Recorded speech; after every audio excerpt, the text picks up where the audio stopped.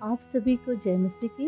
प्रियो, वचन में जाएं इससे पहले हम कुछ बातों को समझें कि इस दुनिया में रहकर जो कि हम शरीर के लिए बो रहे हैं, शरीर के कार्य के लिए हम एक्टिव हैं, पर कभी हमने ये सोचा है कि खुदा के कार्य के लिए क्या हमारे अंदर कोई ऐसा ढिलाईपन तो नहीं है, आलस तो नहीं है? अगर ऐसा कुछ है तो हमको सावधान हो जाना है, क्योंकि अगर हम वचन से देखें तो यिर्मयाह 48 उसका 10 पद में लिखा है कि श्रापित है वह जो परमेश्वर का कार्य आलस्य से करता है। प्रियो, हमको ये समझना है कि परमेश्वर ने हमारी आत्मा को एक नया जीवन दिए हैं, अपनी आत्मा को देकर, ताकि हम उसकी योजनाओं और उसकी इच्छाओं को जानकर उसके अनुसार चल सके।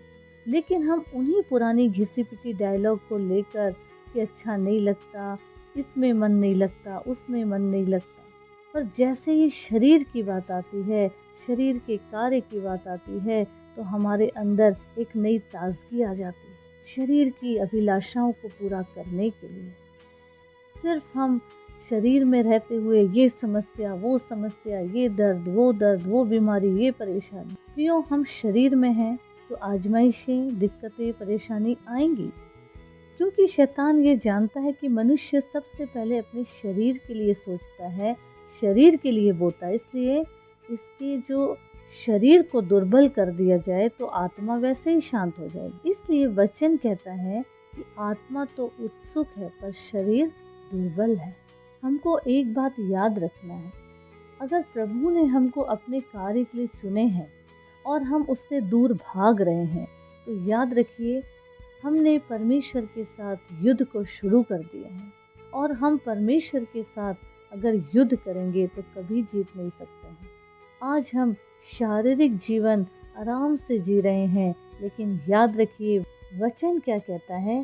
सभोपदेशक 12 उसका 1 पद में लिखा है, अपनी जवानी के दिनों में अपने सृजनहार को स्मरण रख, इससे पहले विपत्ति के दिन आए और वे वर्ष आए जिनमें तू कहे कि मेरा मन इसमें नहीं लगता। मतलब जिस तरह प्रभु यीशु का आगमन के विषय में हम नहीं जानते कि प्रभु कब आ जाएंगे, उसी तरह विपत्ति भी हमारे जीवन में अचानक कब आ जाएगी ये भी हम नहीं जानते थे। आज हम वचन जान रहे हैं, उसके बावजूद भी ये बोलते हैं ढीठ बनकर कि अब इसमें मन नहीं लगता, दुआई बातों में मन नहीं लगता, खुदा की बातों में मन नहीं लगता, खुदा की संगति में मन नहीं लगता। तो याद रखिए, जब आज समय है, खुदा हाथ फैलाए हुए हैं और हम उसको अपनी पीठ दिखाते जा रहे हैं, उससे भाग रहे हैं, तो फिर जब अचानक दुख हमारे जीवन में एंट्री ले ले, हमारे जीवन में दुख आ जाए,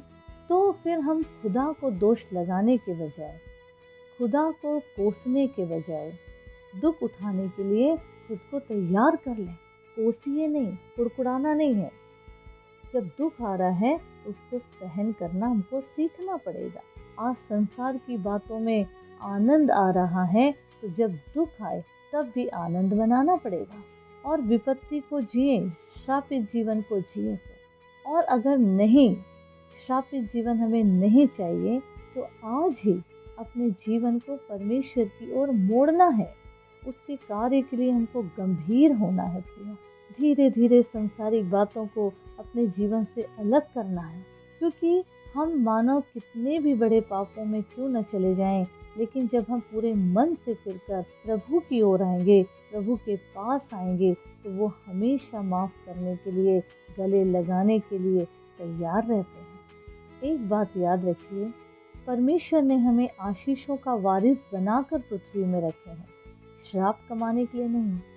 इसलिए अपने जीवन को बदलें, ताकि ये जीवन जो प्रभु का है उसकी महिमा का वजह बने, तारीफ के योग्य बने, और इस जीवन से कई और आत्मा बसती चली जाए। सारी बातों में प्रभु को महिमा मिले। प्रभु इस वचन के द्वारा हर एक को बहुतायत की आशीष दे। आमीन, आमीन।